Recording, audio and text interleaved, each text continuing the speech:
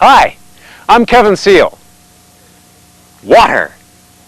You probably don't think too much about water, unless of course you're thirsty or it's about to fall on your head like it is here. But water is our most important natural resource, more precious than gold, than steel, than oil. I mean, after all, you can go a good long time without that frosty cold mug of oil, can't you? But 2 or 3 days without water, you're a goner. We use water for everything. We irrigate our crops with it, we wash our clothes with it, we cook our food in it, we flush the toilet with water. Every major industrial process in the world requires water, and lots of it. Nothing can happen without water.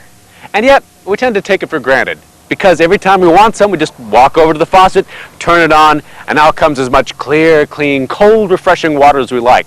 In fact, where I live, they don't even charge me for it. I can leave the water running all day and nobody even say anything. The supply of it seems limitless, and yet, appearances can be deceiving.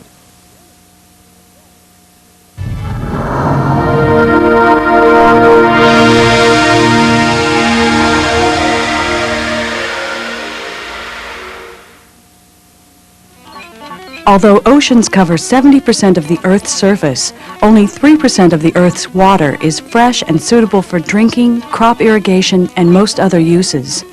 75% of that is frozen in glaciers and the polar ice caps.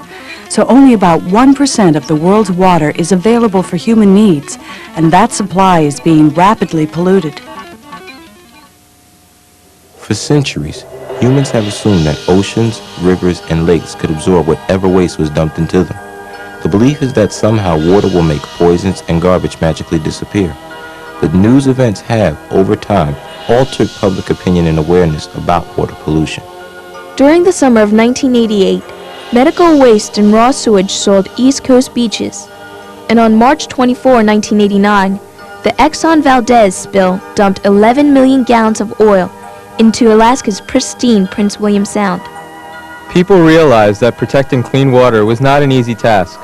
Water pollution is largely the result of living an industrialized lifestyle, and controlling it requires changes in that lifestyle. While some threats have been controlled and rivers no longer look like bubble baths, water continues to be polluted and misused. Threats to the water supply and aquatic habitats are not an exclusively American problem, but are found throughout the world, in both industrialized and developing nations. Water is not distributed evenly around the world. Whereas some areas have a plentiful supply of water, arid and semi-arid countries are constantly undersupplied and are vulnerable to droughts. In developing countries, rapid population growth and poor land use intensify the effects of drought. In many such countries, some people spend many hours each day trying to find water, often taking it from contaminated streams and ponds. In fact, a majority of rural dwellers in developing nations do not have access to safe drinking water, and those who live in cities often pay high prices to buy water of undependable quality. Many experts consider the continued availability of fresh water one of the most serious problems facing much of the world, including the U.S. The answer to the crisis depends on how people perceive the problem. Most people have assumed that the world's water resources exist for their own convenience.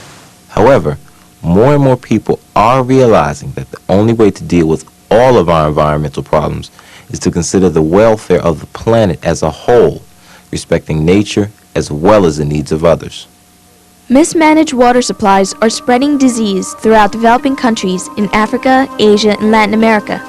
Waterborne diseases include dysentery, hepatitis, yellow fever, cholera, and malaria. More than 1 billion people in developing countries are affected by diseases spread by polluted water. In fact, 3/4 of all human disease is related to organisms spread by untreated water.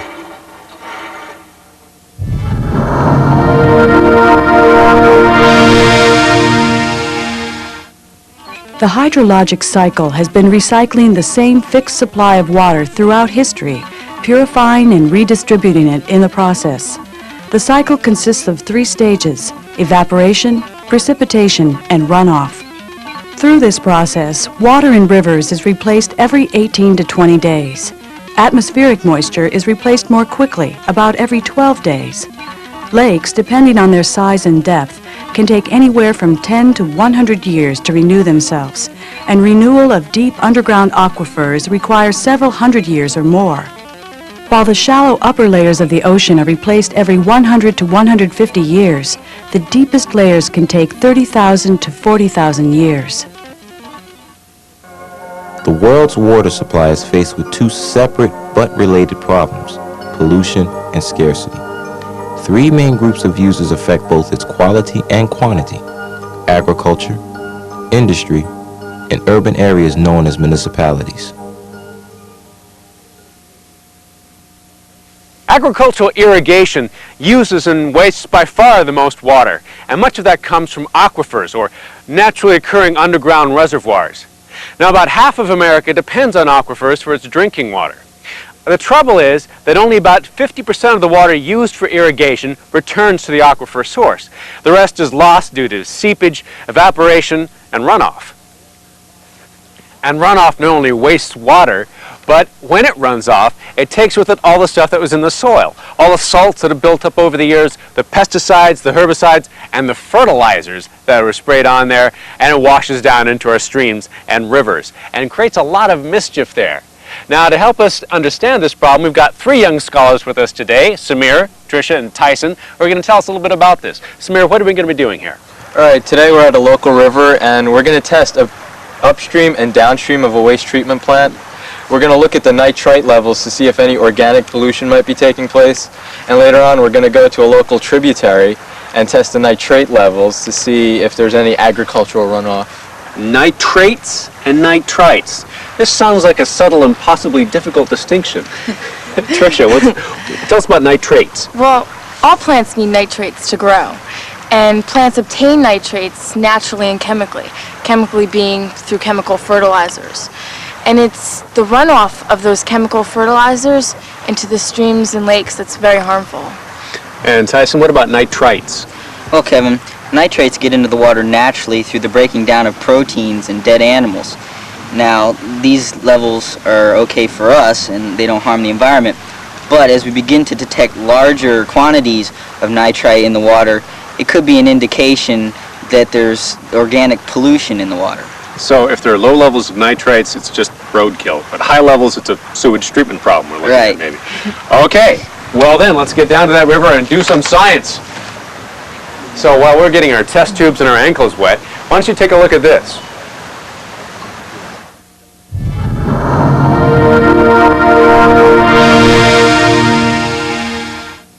When chemicals enter rivers and lakes, their effects can become even more damaging because of the process of biomagnification, or the increase in the concentration of toxic chemicals as one moves up the food chain. The original concentration of a pesticide in the water may be quite low. However, microorganisms store and concentrate the pesticide in their tissues. Fish eat the microorganisms and further concentrate the poison with each daily intake. Eating the fish swimming in these waters could make birds, animals, and people sick.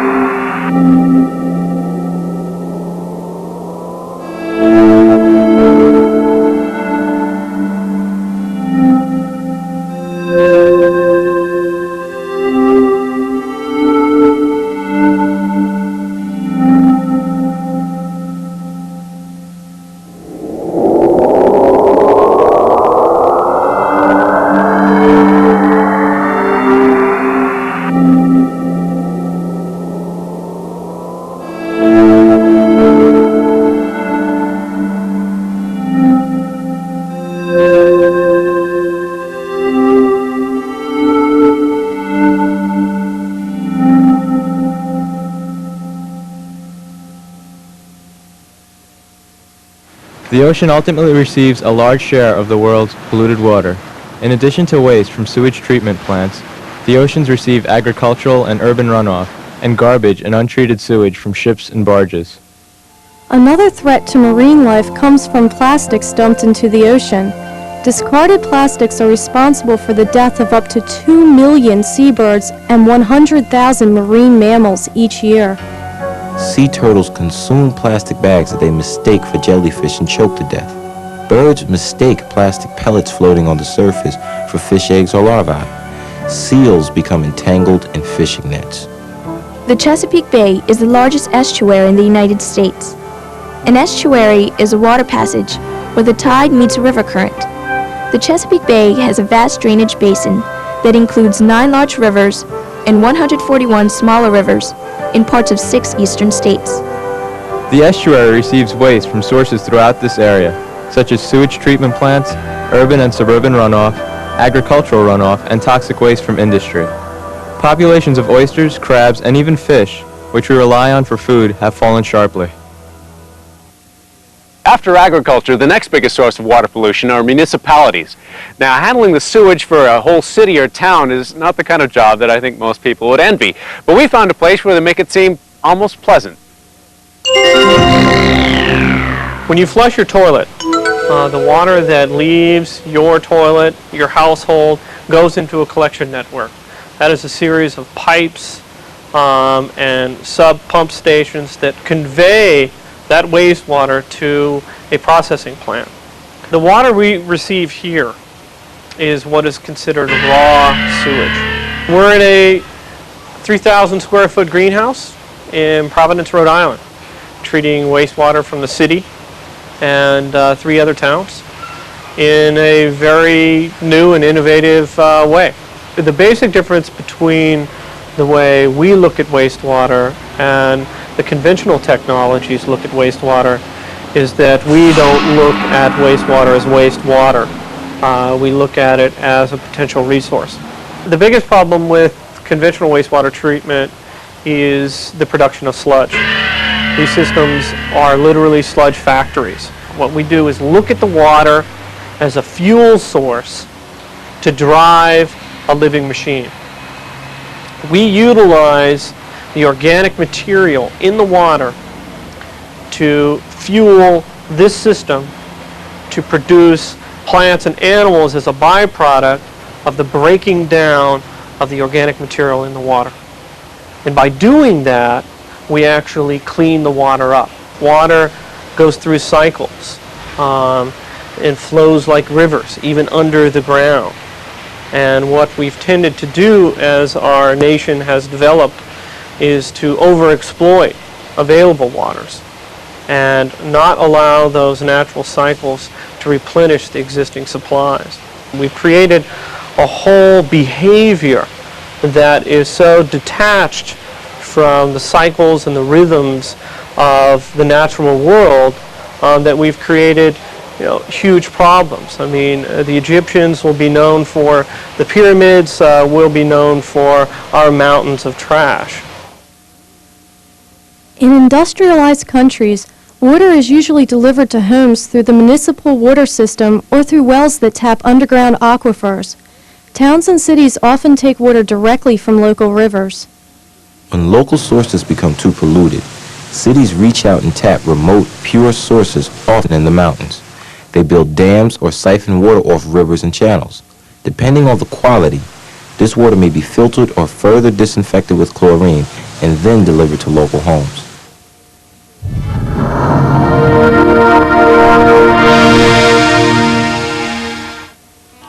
Another source of municipal pollution is power plants, which produce thermal pollution. The plants take cool water from a nearby river or lake, pass it through the plant, and return the heated water to its original source. The water may not be contaminated with pollutants, but it is heated, and this can disrupt aquatic ecosystems.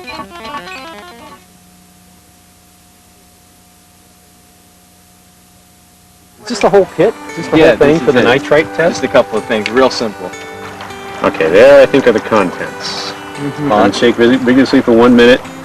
Okay. And then wait 10 minutes. And then we have to hold it up to the sun. This is the coolest little gadget here. And we have to match it. The number that we get will tell us the nitrate level.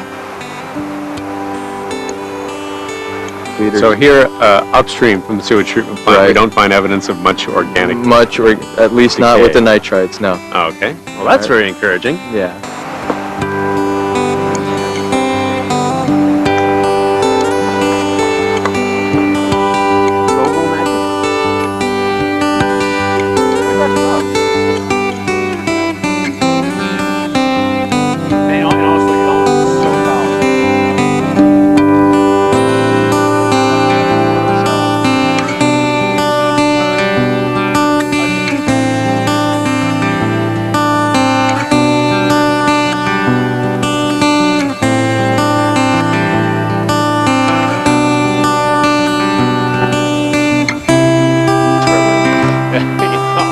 It's not agriculture, it's not municipal, it's going to be something. You know, industry, while it actually produces fewer waste in total volume than agriculture or cities, those wastes are oftentimes severely concentrated and quite nasty. And that's even almost looks faded than the other one. Yeah, it probably is, so not too much. Toxic waste disposed of in landfills can seep into surface water or groundwater and poison the drinking supply. Many industrial processes produce waste, some of which is toxic even in the smallest quantities. Major polluters include the chemical, food processing, petrochemical, pulp and paper, and textile industries. The Mississippi River is America's major waterway. It has become a center of industrial activity. Just below St. Louis, a dozen chemical and pharmaceutical plants discharge their waste into the Mississippi in such quantities that the regional office of the EPA labeled the water the most unsanitary they had ever tested. For example, nearby animal slaughterhouses drain their waste into the powerful waterway. For these reasons, the Mississippi, a fundamental artery of a once vast freshwater system, has in parts been completely drained of life. Environmental regulations in developing countries are not terribly strict, and companies around the world look to the poorer countries to build their industrial plants. The petroleum industry affects water quality in many ways, although oil spills are the most evident. Different factors affect the impact of an oil spill and the speed with which the environment recovers, including ocean currents, water temperature, and the strength of tides.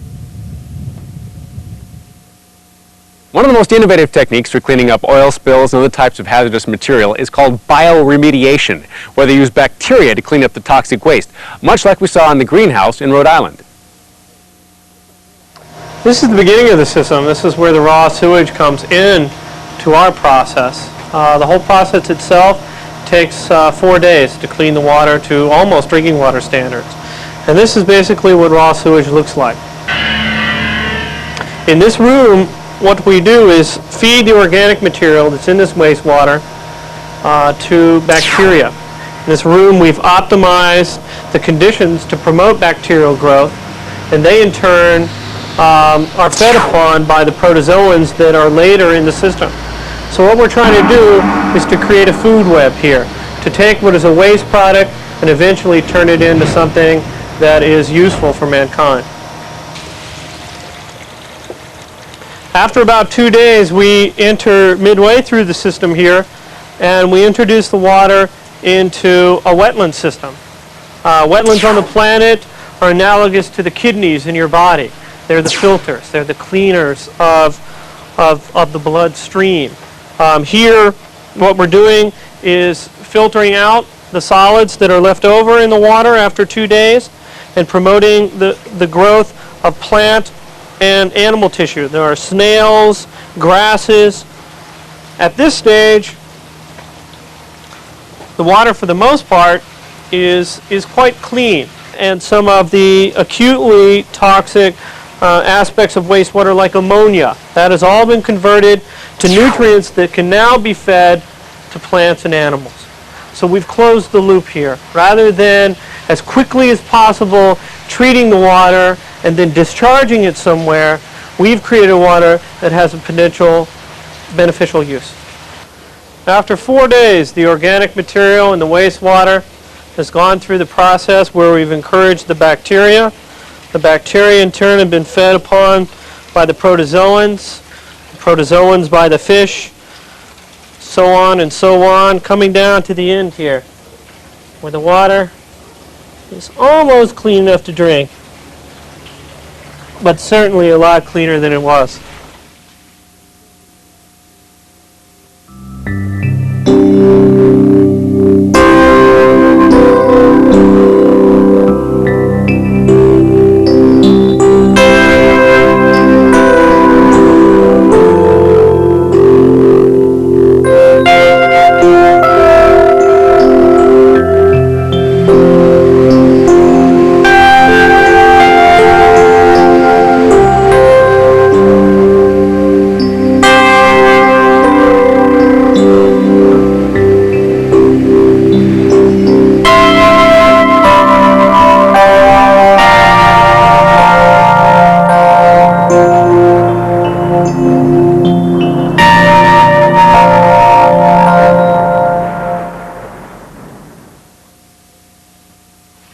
Although water quality continues to be an important environmental concern, significant improvements have been made in pollution control and water treatment. Farmers are starting to appreciate the need for more conservative farming techniques. In addition to new technologies for cleaning water, many states have drafted legislation in order to take control of local water quality. However, the cheapest, most effective method for increasing the world's water supply is through water conservation. Well, so what did we find out today with all of our test tubes and little packets and so forth? As far as the nitrite testing goes, which was supposed to test for sewage amounts, it was pretty inconclusive what we found. We found very low levels across the board, upstream, downstream, at the other creek. But that's good news. That's not bad news. What did your nitrate test show?